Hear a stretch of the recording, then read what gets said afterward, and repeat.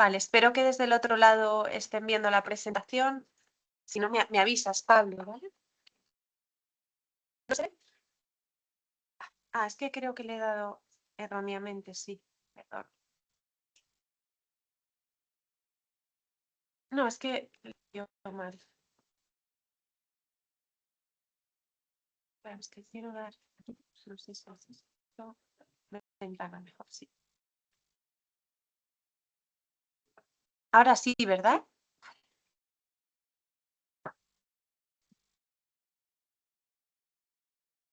Se está grabando, ¿verdad? Bueno, pues muchísimas gracias por seguir aquí. Vuelvo a darles la bienvenida, los buenos días. Y bueno, voy a presentarme muy rápidamente. Yo soy Jara Cuadrado, una de las organizadoras del curso, junto con Pablo Arconada y César García. Y soy profesora de Historia Contemporánea en esta facultad. Llevo aquí desde el año 2022. Previamente trabajé en otras universidades, en la UNED, en el Instituto Universitario Gutiérrez Mellado y también en la Universidad Autónoma de Madrid.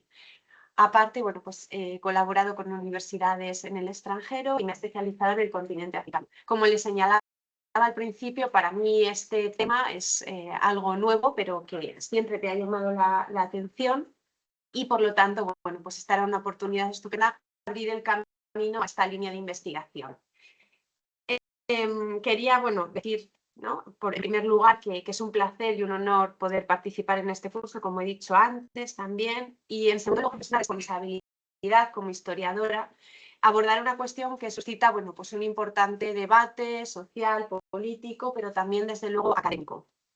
Yo diría, ¿no?, que, de hecho, había notado por aquí que lo veo como un debate triangular entre juristas, académicos, también grupos de víctimas, ¿no? Quizás podríamos hablar de ello en el debate, pero incluso también añadiría un nuevo foco que es el político, los estados, ¿no?, que es importante y a lo largo de la historia también ha quedado presente. Y por último, antes de comenzar, me gustaría señalar que para mí, bueno, pues es un gran reto hablar detrás o después de con palabras, una cita que recogimos en el libro de Africalle, Iván y Pablo, que decía lo siguiente: las cosas que no pueden decirse no merecen un nombre. Y es cierto que hay hechos históricos de tal violencia cuyo estudio, bueno, pues se convierte en un baño de realidad de lo que es capaz de hacer un ser humano contra otro ser humano. Es ese corazón o la representación de ese corazón de las tinieblas. Los historiadores tenemos la difícil e importante tarea de abordar estos hechos con el fin de comprendernos mejor y aprender como sociedad, ¿no? De dar nombre a esos hechos. Dar nombre a esos hechos no solo es una cuestión práctica que facilita el estudio, sino también una cuestión de justicia que permita, pues, no olvidar y, como digo, aprender. El uso de este término ha suscitado numerosos debates, como hemos visto, ¿no? La alusión a este crimen es algo recurrente por parte de determinados grupos, lo que nos lleva, como bien señalaba Elena, a la necesidad de ser rigurosos en su uso y evitar, pues, una aplicación ligera del mismo. En relación a la ambigüedad que a veces suscita este concepto, el activista sudanés Omer Ismail, que ha formado parte del gobierno de transición en Sudán en distintos cargos desde 2020, si no me equivoco, nos recordaba el problema de su uso cuando, hablando del genocidio en Darfur, en Sudán, pedía a la comunidad internacional que no redujese el sufrimiento de su pueblo a una mera cuestión semántica. Esto va mucho más allá, desde luego, como hemos visto con Elena. Disculpad porque tengo mucho catarro, voy a hacer uso del pañuelo y el agua. Bien, la necesidad precisamente de dar nombre a aquello que no puede afrontarse o nombrarse fue lo que ocurrió en el marco de la Segunda Guerra Mundial con el Holocausto, lo que para muchos ha sido una excepción histórica.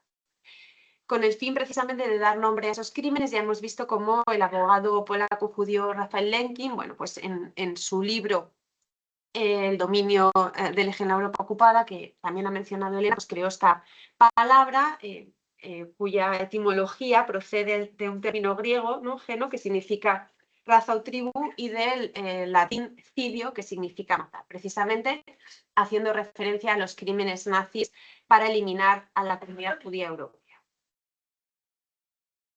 Ahí vemos, bueno, una imagen también del Tribunal de Nuremberg, donde todo comenzó, ¿no?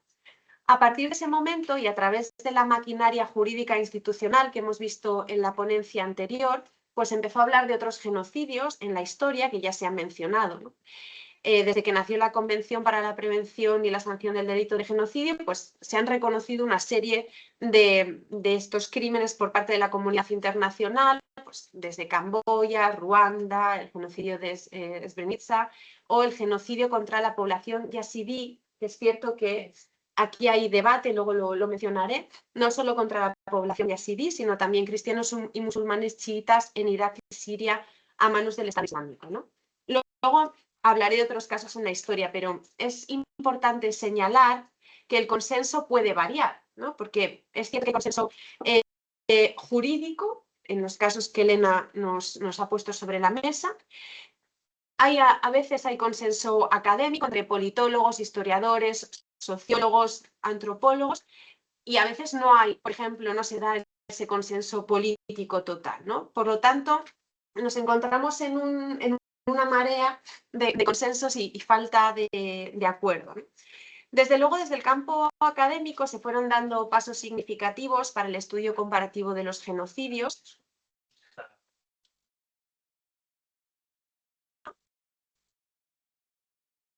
No sé por qué ocurrirá. Vale, no sé por qué ocurrirá eso. Bueno, pues voy pasando así, en lugar de en pantalla completa. No sé qué puede. Bueno, no me importa, lo vamos haciendo así porque en la sala más o menos veis bien. Vale. Sí, claro, claro. Vale. Sí, como les decía, el campo del estudio sobre el genocidio, bueno, pues fue creciendo, ¿no? Desde la perspectiva académica, con algunas obras clave, por ejemplo, como la de Leo Kuper, Genocidio, su uso político en el siglo XX, a principios de los años 80. A finales de esa década y principios de los años 90, bueno, pues este campo de estudio floreció. Un hito significativo fue la formación de la Asociación Internacional de Académicos del Genocidio, que ha mencionado Elena en su informe de este, no sé si fue en verano o en septiembre, en agosto, sobre el genocidio en Palestina.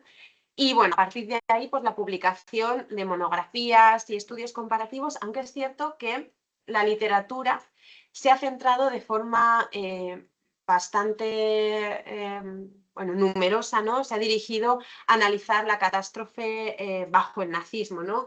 El campo de los estudios de genocidio ha estado muy, muy vinculado a los estudios sobre el Holocausto y esto pues también ha influido, de hecho, bueno, pues preparando esta ponencia y por el interés que tenía previamente, los principales centros de referencia sobre genocidio son centros que trabajan de forma especial en el Holocausto y que luego han ampliado la perspectiva histórica, ¿no? Desde la perspectiva histórica es fundamental dirigir el debate, bueno, pues hacia dos puntos clave. Uno de ellos ya lo ha puesto Elena en la mesa y lo trabajaré, yo lo expondré de forma más breve y me dedicaré sobre todo al segundo, ¿no? Me gustaría, desde luego, hacerlo desde la idea de interrogante, es decir, plantear dos cuestiones de debate abierto en torno al genocidio con el fin de que luego pues, podamos reflexionar conjuntamente, recogiendo también las ideas que la doctora Elena nos ha compartido. La primera cuestión es sobre categorizar atrocidades cometidas en otras etapas históricas previas a la definición y nacimiento del concepto jurídico de genocidio. Y la segunda sobre la ampliación, no solo temporal, sino conceptual, es decir, el debate sobre cómo abordar las atrocidades que van más allá de esas categorías legales establecidas y que, a pesar de que existan otras categorizaciones jurídicas de tales crímenes, hay quienes plantean la necesidad de ampliar ese concepto bueno, hacia esa dirección, ¿no? Como Elena ha expuesto. Voy a comenzar con bueno, lo que he puesto ahí, la ampliación de la tipología de grupos objetivo. Evidentemente esto en términos jurídicos se podría decir de otra manera, pero me ha facilitado también el estudio y el enfoque, ¿no? Y es, bueno, pues que el punto de partida de Lenkin, como ya se ha visto, era que el término genocidio abarcara una amplia gama de acciones destructivas contra grupos de población, incluyendo pues, aspectos culturales, sociales y políticos, no solo la destrucción física. Lenkin hablaba en sus escritos de casos de persecución, por ejemplo, de clases sociales, élites y opositores políticos, y no son pocos los estudios y académicos, que es la parte en la que yo me voy a centrar, ¿no? Desde la perspectiva jurídica, pues que han apuntado hacia la necesidad de incluir a otros grupos no contemplados en la Convención, amparándose precisamente algunos de estos académicos en esa intención de Lenkin de ampliar el concepto, haciendo, por ejemplo, alusión, como ya ha compartido Elena, a la exclusión de grupos sociales o también de grupos políticos, ¿no? O sea, la pertenencia a una clase determinada o por ideología política. Aunque Lenkin no excluyó los grupos políticos como víctimas de genocidio, creo que él no lo plantea en sus escritos, es cierto que, bueno, luego se centró más exclusivamente en la nacionalidad y la etnia, ¿no? Para algunos expertos en genocidio, como Ben Kiernan, que le voy a citar en otras ocasiones, considera que hay zonas grises en cuanto a la existencia de masacres que él llama masacres genocidas. En lugar de esa interpretación de un concepto social de genocidio, propone, ¿no? este concepto de masacres genocidas frente al concepto jurídico de genocidio contra distintos grupos que no están incluidos en la Convención, ¿no? Es cierto, y este es uno de los debates históricos interesantes, ¿no? que se pueden poner sobre la mesa, que se ha debatido acerca de la responsabilidad de la Unión Soviética en la exclusión de los grupos políticos en la Convención, precisamente por la preocupación de que se pudiesen juzgar los crímenes soviéticos en esta dirección. Perdonad, tenía que revisar. Esta es una línea, ¿no? que tenemos ahí. Bueno, pues por ello creo que este contexto de masacres genocidas, de crímenes contra grupos de población, ha dado lugar a otras terminologías, ¿no? Y es también lo interesante, ¿no? La convivencia de estos otros conceptos desde el punto de vista académico e histórico. Por ejemplo, el concepto de politicidio de Barbara Hart, aunque ella en este artículo, que es el que dio origen un poco al concepto de genocidio, que se pregunta que si no hemos obtenido lecciones del Holocausto e incluye, ¿no? el genocidio y el politicidio un poco en el mismo grupo, en realidad lo que propone esta autora es contrastar pues, el crimen de politicidio con el de genocidio, ¿no? para centrarse en grupos de víctimas definidos principalmente en función de su oposición política a un régimen o a los grupos dominantes, ¿no? Otro concepto, pues haciendo un poco de inmersión en la idea de genocidio y cómo ha dado origen también a otras terminologías, está el concepto de gendercide, ¿no? que se refiere pues, al genocidio, así lo interpretan los autores y autoras que están bajo o que trabajan, ¿no? desde esta perspectiva, el genocidio por razón de sexo, da igual hombres que mujeres, ¿no? Un término que se utiliza, pues, como digo, para referirse a asesinatos selectivos, ¿no? en masa selectivos por sexo.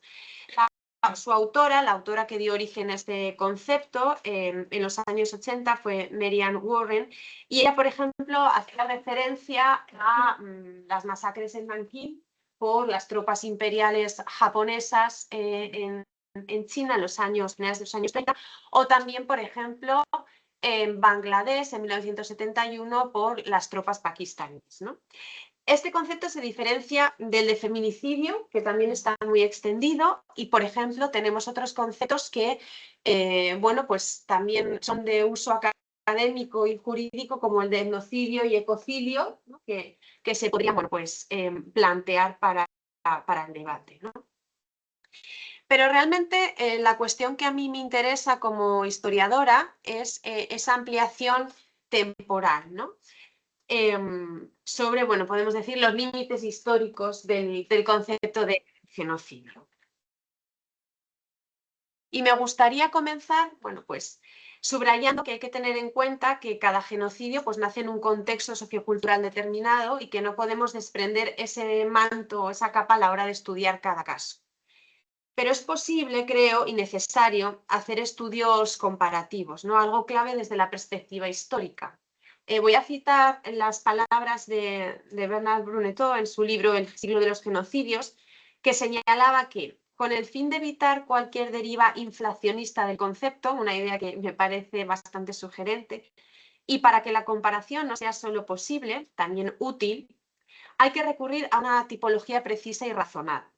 El interés de un modelo conceptual, al final, pues evidentemente las particularidades e identidades de cada conflicto, de cada caso, hay que tenerlas siempre presentes, pero los modelos conceptuales al final pues, nos ayudan también a comprender fenómenos históricos, ¿no?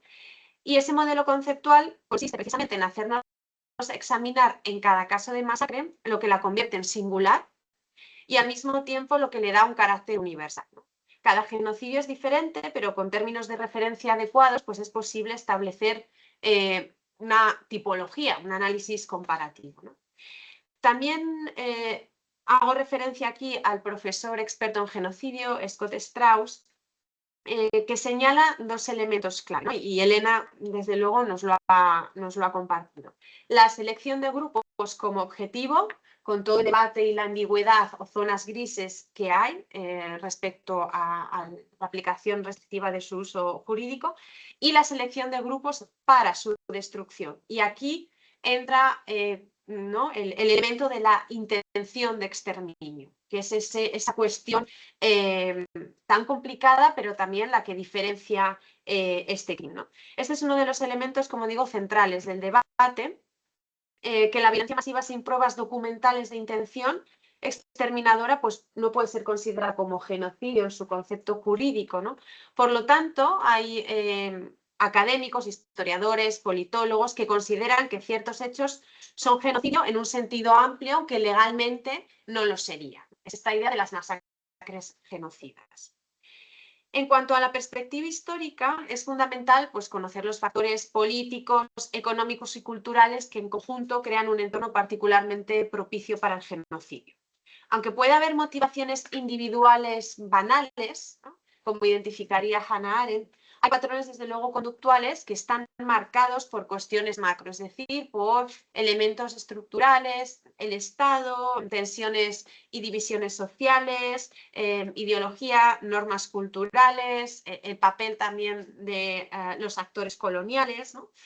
Y es esa fase de incubación, el genocide priming, donde se deben analizar las dimensiones sociales, ideológicas y culturales.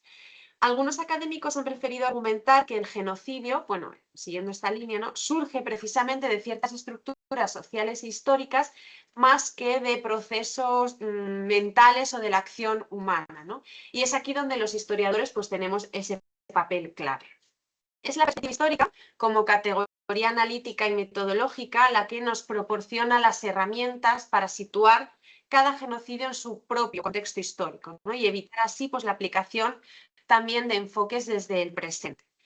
Esto no implica ni muchísimo menos que anulemos el significado del acto y sus repercusiones sobre los grupos de víctimas, no significa negar la masacre ni negar o privar a las víctimas de esa búsqueda de la verdad y de la recuperación de la memoria, y no significa ni muchísimo menos pues, una justificación. La labor de los historiadores ante estas masacres, como los genocidios, no es la de comprender esos fenómenos del pasado ante la dificultad también de desprendernos pues, de nuestras propias creencias y de nuestro propio momento actual, ¿no? Bien, veamos ahora la cuestión del genocidio desde esa perspectiva histórica y el debate sobre los límites históricos en la aplicación de este concepto, ¿no? Hay que comenzar señalando que el propio Lenkin pretendía describir un tipo de violencia colectiva que había existido y que se había repetido a lo largo de distintos momentos históricos, pero que carecía de una denominación precisa. En palabras de Leo Cooper, a quien ya he citado, pues la palabra es nueva, aunque el concepto, la realidad, sea antigua, ¿no? Es decir, aunque el término sea reciente, más o menos reciente, ¿no? De las últimas décadas, describe situaciones y fenómenos pues, que han tenido lugar en etapas históricas previas.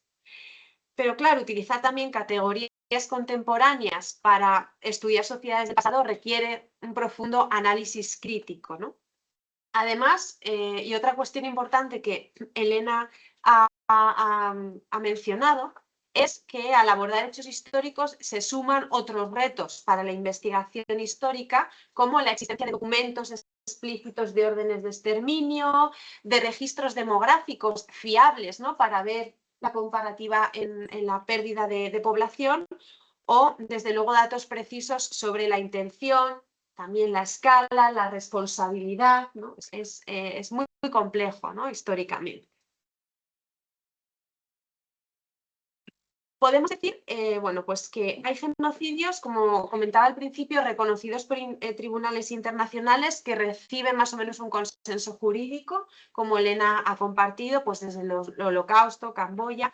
Otros casos históricos que sí que han sido reconocidos, por ejemplo, pues por algunos gobiernos, por parlamentos, por organismos internacionales, y que reciben consenso político, pero a lo mejor no ha habido una sentencia penal internacional definitiva, ¿no?, que aúne a los cuerpos jurídicos internacionales, como por ejemplo el genocidio de los Herero y los Nama en el África del sudeste alemana, que Elena ha mencionado, también el genocidio armenio, el de Darfur en Sudán, del que hablaremos mañana, o el caso de Myanmar. Y luego, pues hay una serie de casos que tienen más o menos reconocimiento historiográfico, pero no hay un consenso político ni jurídico claro, ¿no? Pues desde el genocidio, que he visto que se repite, ¿no?, en diferentes análisis y estudios, de los griegos pónticos y de los asirios en Turquía, también previamente el Imperio Otomano, el Holodomor en Ucrania, del que hablaremos mañana, ¿no?, con esa idea de si destruir, pues, a un grupo, si se trataba de destruir a un grupo nacional, o, ¿no?, la técnica de privar de alimento puede ser considerada, como digo, un hecho de genocidio, o simplemente era castigar a zonas rebeldes, ¿no?, bajo un contexto. Es también una idea. Si el hambre, es decir, es una herramienta que puede considerarse como una estrategia genocida, ¿no? Y, por supuesto, también los genocidios coloniales, las acciones de China contra la población uigur, y, por ejemplo, también del gobierno etíope, ¿no?, en el Tigray, o, por supuesto, el propio genocidio del pueblo palestino, ¿no? Desde algunas perspectivas académicas también, bueno, como digo, buscando información para esta ponencia, he visto que se incluyen como genocidios, pues, hechos muy, muy dispares, ¿no? Desde la expulsión, por ejemplo, de tierras escocesas en el siglo XVIII por diferentes ejércitos para ampliar las zonas de pasto, al tráfico de mujeres en Asia en diferentes etapas históricas, ¿no? Bueno, esto pone sobre la mesa la gran diversidad de criterios desde la academia que a veces se aplican para identificar como genocidios, pues, hechos violentos o masacres. A continuación, en el tiempo que me queda, lo que voy a hacer es un recorrido por la historia, simplemente con el objetivo de exponer algunos casos que han sido identificados por algunos autores como genocidios, que han recibido bastante consenso, como digo, en la academia, para precisamente, pues, abrir el debate, mostrar esa diversidad de interpretaciones y de ambigüedades que existen en este campo de estudio, ¿no? Me he centrado especialmente, bueno, pues, o he seguido un poco la línea que ofrecen los trabajos de la Universidad de Yale, que tiene un programa específico sobre estudios de genocidio, como otras muchas universidades de prestigio estadounidenses, y que incluyen genocidios desde la Edad Antigua. Ahí les recojo, por ejemplo, también identificado por el profesor Ben Kiernan de Yale, que señalaba, ¿no?, la Tercera Guerra Púnica de Roma contra Cartago como el primer genocidio de la historia. Claro, también poner ese límite del primer genocidio histórico, ¿no?, es muy arriesgado y a lo mejor incluso ostentoso, y luego, pues, puede calificarlo como genocidio, ¿no?, también abre otro debate, ¿no? En este sentido, este profesor, bueno, pues, se apoyaba en pues, el fanatismo del senador romano Catón, que buscaba suprimir la supuesta amenaza que representaba Cartago, ¿no?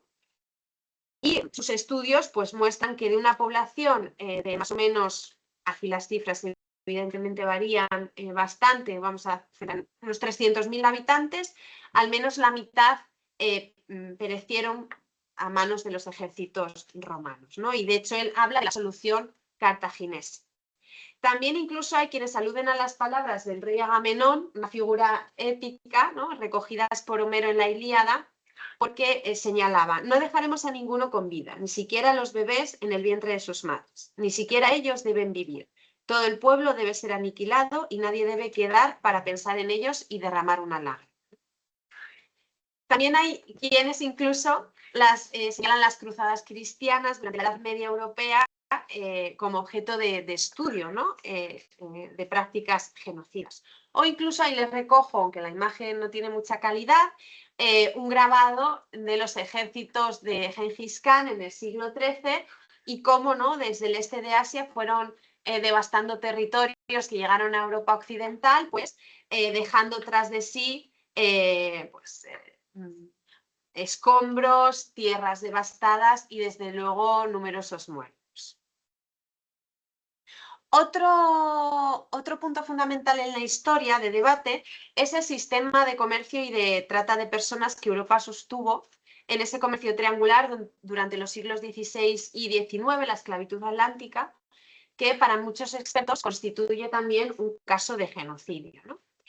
En este caso recojo las palabras de un politólogo canadiense, Adam Jones, que se preguntaba lo siguiente, ¿no? Si una institución es mantenida y expandida deliberadamente por agentes identificables, aunque todos sean conscientes de las hecatombes de bajas que está infligiendo un grupo humano definible, ¿por qué esto no debería considerarse genocidio, ¿no? Ahí hay un debate intenso e interesante, ¿no?, que bascula entre el hecho de que el objetivo era la explotación laboral de esa mano de obra esclava y que no había un interés o una intención de eliminar a los esclavos, ¿no? Pues les necesitaban para trabajar y eso sería contraproducente. Y los efectos, deliberados o no, pues que este sistema tuvo realmente sobre un grupo de población concreta, y aquí podríamos a lo mejor utilizar el elemento de la raza, ¿no? También, que evidentemente, precisamente recojo aquí unas declaraciones que tuvieron lugar por parte de la Unión Europea, representantes de la Unión Europea, en la Cumbre Mundial contra el Racismo, celebrada en Durban en el año 2001, que presentaba pues las excusas por crímenes del pasado, señalan, ¿no?, los representantes de la Unión Europea, al tiempo que la esclavitud y la trata negrera se reconocen como crímenes contra la humanidad. También, bueno, pues son numerosos los autores que identifican como genocidio las matanzas que acompañaron a las campañas de conquista en territorios pues desde América del Norte, el Caribe, Australia o al África Negra. Aquí le recojo un mapa, pero también del programa de la Universidad de Yale, donde identifica, bueno, pues algunos de los genocidios que desde esa universidad se estudian, ¿vale?, a lo largo de la historia bajo este marco de interpretación del sistema colonial, ¿no?, y los efectos posteriores, porque vemos que hay casos más recientes, ¿no? En este sentido, una de las obras clave para mí es la coordinada por Marc Ferro, el libro negro del colonialismo, que plantea además que la teoría de que el colonialismo es otra forma de totalitarismo, ¿no?, en comparación. Dejando esa teoría o hipótesis de lado, lo que defienden es que los exterminios cometidos bajo los proyectos de colonización, pues desde los amerindios a los tasmanos, maoríes, a las poblaciones africanas, fueron casos de genocidio. Incluso también se incluye, no en este libro, pero en otros que van un poco en esta dirección, la política expansionista de Japón en el continente asiático. Ya he mencionado antes el caso de Nankín, pero hay otros muchos, ¿no?, Filipinas, Corea. Sobre el genocidio colonial, el genocidio de colonos, Marc Ferro se preguntaba lo siguiente: ¿podemos hablar entonces de genocidio o bien de holocausto americano en lo referente a las matanzas de indios? Está claro que la colonización de América del Norte no se hizo con el objetivo primordial de exterminar a seres humanos. Respondía más bien a un conjunto de motivaciones económicas y políticas ajenas a la población india propiamente dicha. Sin embargo, está claro también que una vez establecidos en América, los europeos endurecieron progresivamente su actitud respecto de los indios, ¿no?, hasta llegar a considerarlos frecuentemente como una variedad inferior y dañina de seres humanos cuya eliminación era legítima e incluso deseable. Así pues, el término genocidio, que hace referencia a la destrucción sistemática de un grupo humano, es apropiado. Sin duda se produjo un genocidio en América del Norte que con la esclavitud constituyó la faceta más trágica del proceso de colonización, ¿no? Precisamente sobre el exterminio de la población aborigen en Australia, que ha sido uno de los más estudiados, bueno, pues destaco aquí también, ¿no? Porque me parece interesante y reflexivo para el debate hablar precisamente un poco de lidiar con el pasado y de hecho las palabras textuales que dice un político australiano, ¿no? Ante, bueno, pues unas declaraciones que hizo precisamente sobre la responsabilidad de los líderes australianos en el traslado forzoso de niños, ¿no? Que eso se podría, de hecho, sería uno de los, entraría entre la tipificación de crimen de genocidio, va de responsabilidades históricas, ¿no? No voy a leer todo lo que tengo aquí apuntado porque no quiero entretenerme, pero desde luego, bueno, dirigía la cuestión hacia la revisión del pasado violento por las sociedades actuales, ¿no? Son unas palabras pues, que ponen sobre la mesa la responsabilidad por las generaciones pasadas y esos actos simbólicos de petición de perdón, como por ejemplo las autoridades alemanas han hecho con el Holocausto, ¿no? Abriendo un poco así esa práctica. También me parecían sugerentes, bueno, las palabras de que los Panteras Negras, la organización, los Black Panthers, de la década de los 60 recogieron en la declaración del programa de 10 puntos que hablaban de que la obtención de reparaciones, hablaban precisamente sobre la obtención de reparaciones de parte de Alemania a las víctimas del Holocausto judío. Y un fragmento de esta declaración de los años 60 señala: 40 acres y una mula. Es lo que nos han prometido hace 100 años como indemnización por el trabajo esclavo y por el genocidio de nuestro pueblo. Aceptaremos un pago en especie. Los alemanes están ayudando hoy a los judíos en Israel por el genocidio del pueblo judío. Los alemanes asesinaron a 6 millones de judíos. Los estadounidenses racistas participaron en la matanza de más de 50 millones de negros. Por ello consideramos que nuestras exigencias son modestas, ¿no? Traigo estas declaraciones porque son parte del debate historiográfico sobre el genocidio y que tampoco pues, podemos dejar de lado, ¿no? Con respecto al continente africano, bueno, ya se ha citado el caso de los Herero en Namibia. No sé qué tal voy de tiempo. Bueno, bien. Han sido diferentes los historiadores que lo han trabajado. Por ejemplo, yo he consultado el libro de Alison Palmer, ¿no? Que compara este caso con genocidios contemporáneos y desde luego es para muchos el primer genocidio del siglo XX, ¿no? Los Herero, bueno, pues fue un grupo de población nómada que emigró al territorio de la actual Namibia, que estaba ocupado por otros grupos como los San y los Nama, ¿no? Al descubrirse la riqueza del suelo de este territorio, ¿no? Sobre todo en diamantes, pero también en oro, bueno, pues las fuerzas alemanas, los políticos alemanes, empezaron a firmar tratados con la comunidad herero local y finalmente, bueno, Bismarck lo declaró protectorado alemán en 1883. Inicialmente, como sucede en otros espacios costeros del continente africano, se van firmando tratados y se van poniendo también condiciones y además se utiliza, ¿no? la tensión que existía entre los Herero y los Nama precisamente para sacar provecho y se les va desposeyendo de su territorio progresivamente, ¿no? Por medios, utilizando la fuerza. Esto tiene como consecuencia, entre otras cosas, que precisamente los Herero y los Nama pues, se uniesen para protagonizar revueltas de resistencia contra la dominación alemana.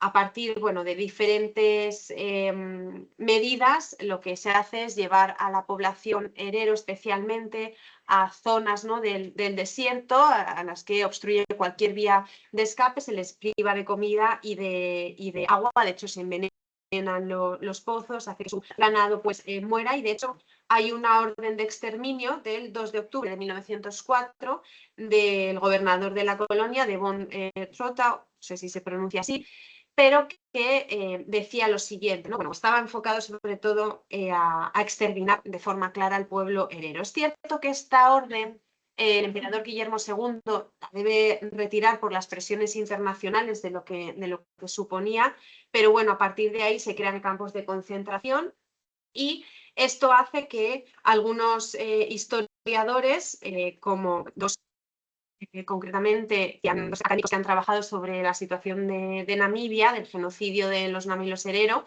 Joel Kotek y Pierre Rigolot, hablen, ¿no?, de o identifiquen la práctica alemana en Namibia como el primer campo de experimentación de esos campos de concentración nazis que posteriormente el Tercer Reich llevaría a cabo en Europa, ¿no? Señalan estos autores. Los herero fueron los primeros que sufrieron un genocidio y que padecieron el trabajo forzado en los campos de concentración, donde el colonizador alemán los deportó y encerró. Algunos podrían verse tentados de considerar el destino de los herero como resultado no de una actitud particular de los colonizadores alemanes, sino de la lógica colonial global. Pero es la Alemania de Guillermo II la que constituye la matriz de los campos de concentración nazis, ¿no?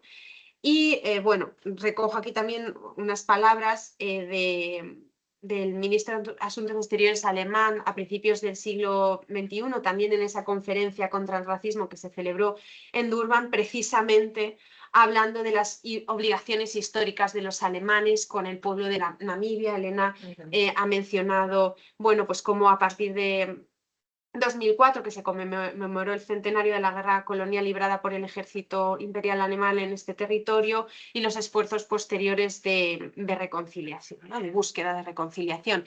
Vemos aquí, bueno, pues en la capital de Namibia, el simbolismo, ¿no?, de sufrimiento del pueblo herero a manos de los militares alemanes.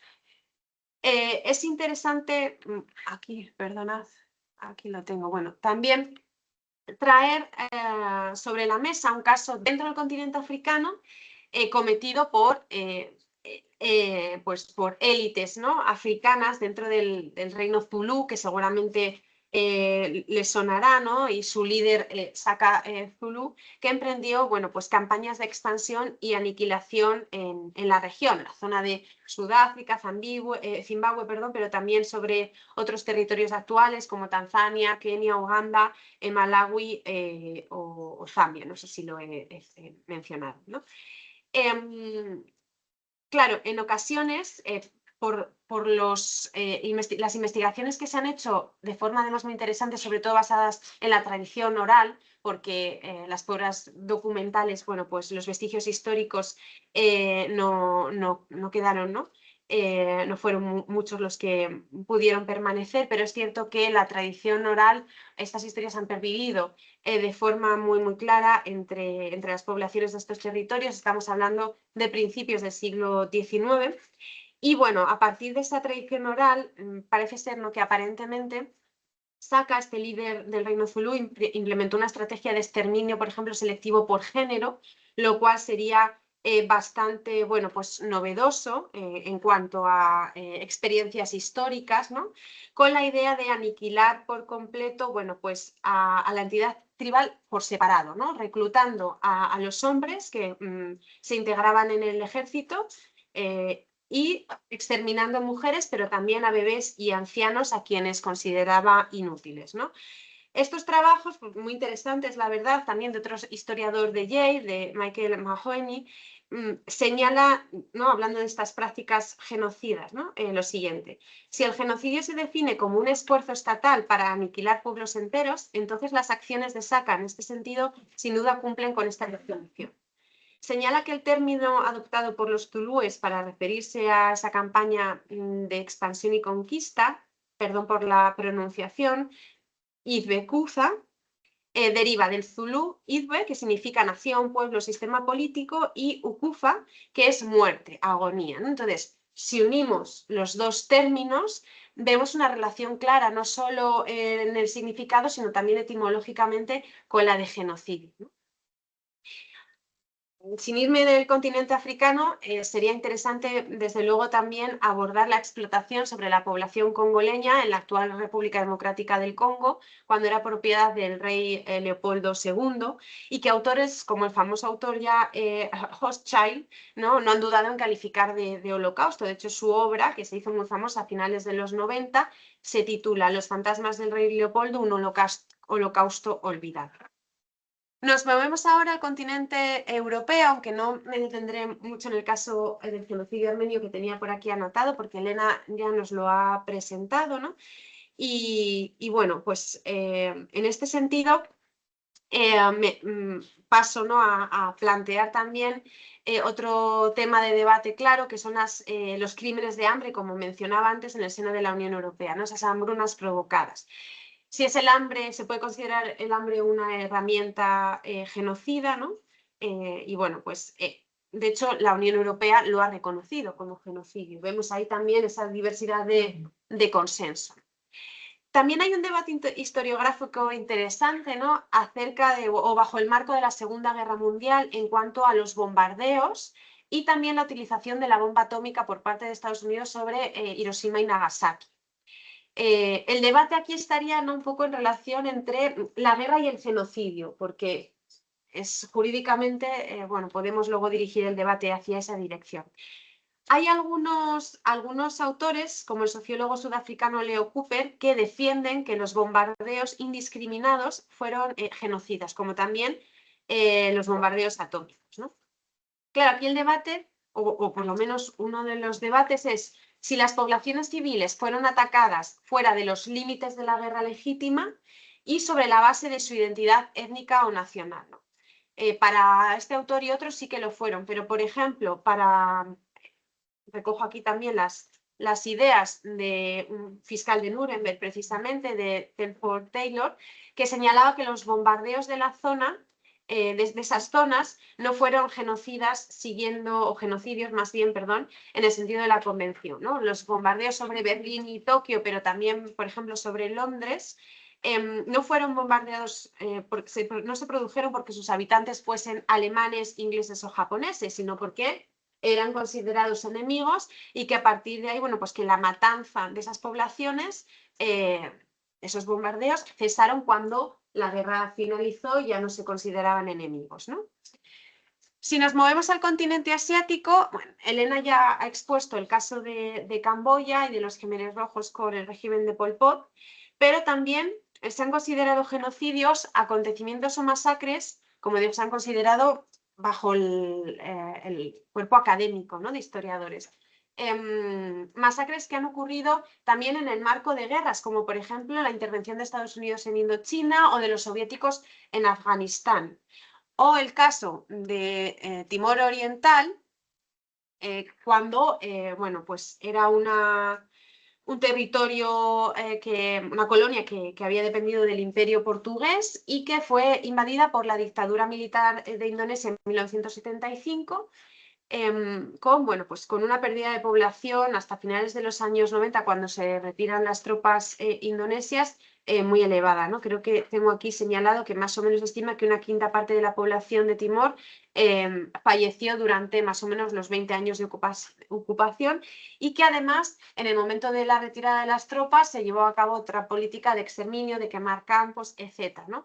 Y ha sido de hecho comparado por algunos con el régimen de los Khmeres rojos de Pol Pot, ¿no? Elena también ha viajado por el continente americano. Yo aquí recojo el caso, y ya estoy terminando, de Guatemala, porque a principios de la década de los 80 las dictaduras militares en Guatemala, bueno, pues llevaron a cabo una represión contra insurgentes que para muchos ha sido un genocidio contra diferentes grupos indígenas mayas, ¿no? De hecho, un juez de Guatemala ordenó bueno, pues que el general Efraín Ríos Montt, que tienen ahí, que fue presidente a principios de los años 80, fuese juzgado por genocidio. Fue, ¿no?, uno de los elementos de interés del caso es que fue el primer ex jefe de Estado en ser juzgado por genocidio en América, ¿no? También su sucesor, el general Óscar Mejía, fue acusado de genocidio, aunque luego se le declaró incapaz de comparecer ante el tribunal. Es cierto que existen otros casos contemporáneos de asesinatos en masa y de tortura como instrumentos habituales en América Latina, Argentina, Chile, El Salvador, que no entran dentro del ámbito de la Convención, ¿no?, sobre el genocidio. Pero en el caso de Guatemala, lo que se considera es que las masacres sobre los indígenas perpetradas por el gobierno sí que adquirieron dimensiones genocidas. Así ha sido considerado por muchos expertos, pero no hay ni mucho menos un consenso, ¿no? También hay incluso quienes consideran actos terroristas como el 11S como genocidio, ¿no?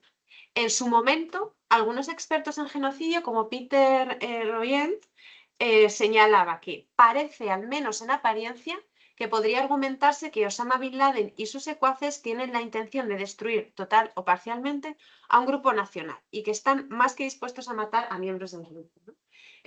Lo he recogido porque me ha parecido sugerente en cuanto a debate, ¿no? Desde luego, donde sí que parece que hay un consenso hablando de dentro de los actos de terrorismo es en las acciones del ISIS, ¿no? En algunos casos, ¿no? De hecho, uno de los más significativos no aparece aquí recogida en las imágenes, pero sí que, bueno, sobre el territorio o el pueblo, la localidad de Sinjar, donde, bueno, no, en el verano del año 2014 las tropas del ISIS invadieron este territorio y, bueno, pues acabaron con numerosos espacios culturales y religiosos de gran importancia y también, bueno, pues asesinaron en la mayoría a hombres y a ancianos, más o menos entre 3.000 y 5.000 yazidíes, y mujeres y niños, tanto varones como hombres, fueron capturados para venta como esclavos, evidentemente sometidos a violaciones y palizas, ¿no? Incluso hubo un reclutamiento forzado de niños menores hasta de 7 años, ¿no? Para el servicio militar del Estado Islámico. En este sentido, el Estado Islámico y sus aliados, bueno, pues atacaron o lo que se ha pretendido probar y que hay, insisto, hay bastante consenso también jurídico, es el ataque intencionado sobre la población yazidí, un grupo étnico y religioso con el fin de exterminarlos, ¿no? Exterminarlos, perdón. Y también incluso, ¿no?, trasladar por la fuerza a niños de un grupo a otro, ¿no? Es uno de las principales argumentaciones jurídicas, ¿no?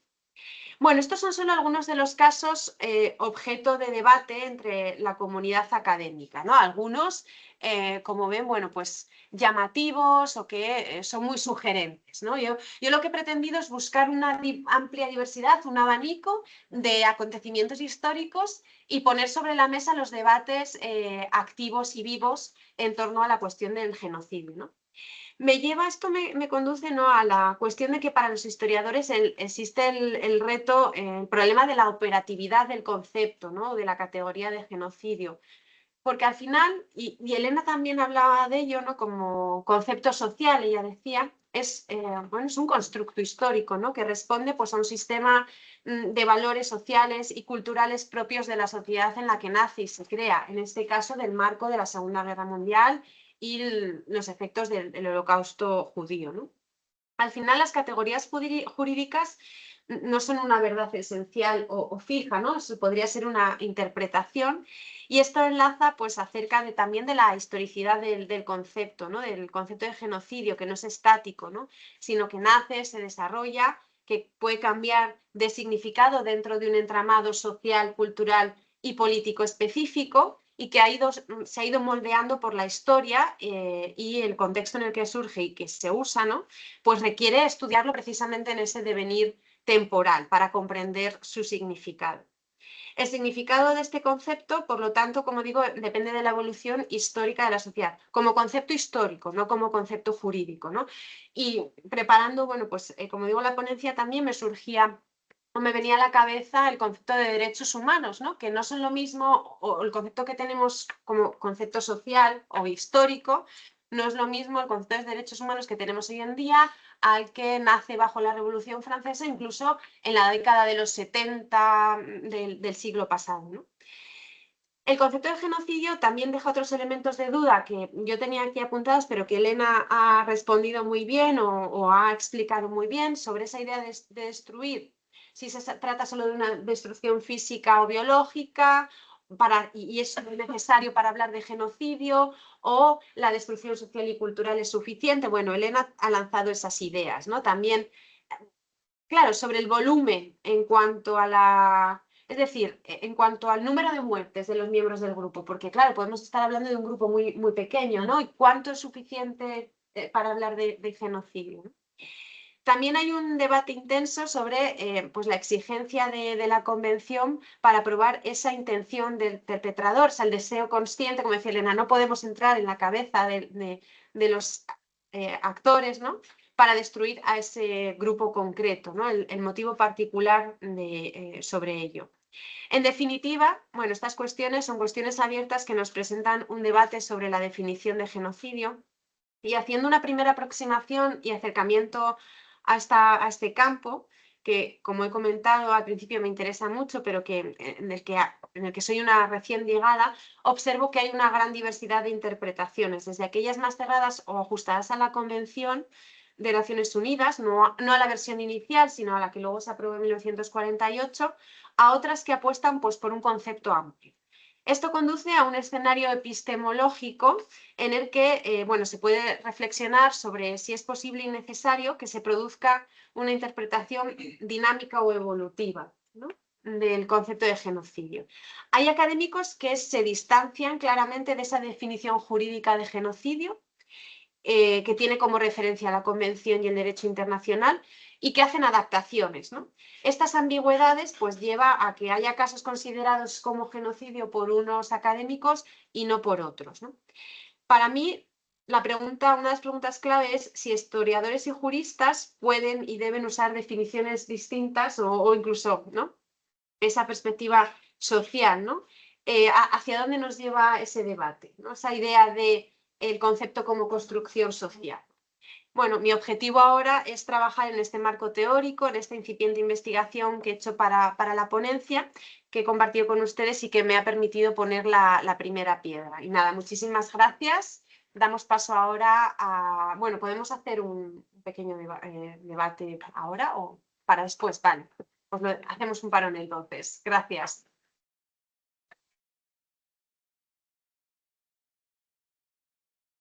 Vale, si entonces les parece bien, un descanso de 10 minutos para poder oxigenarnos, ir al baño y volvemos con Iván y el primer caso de estudio.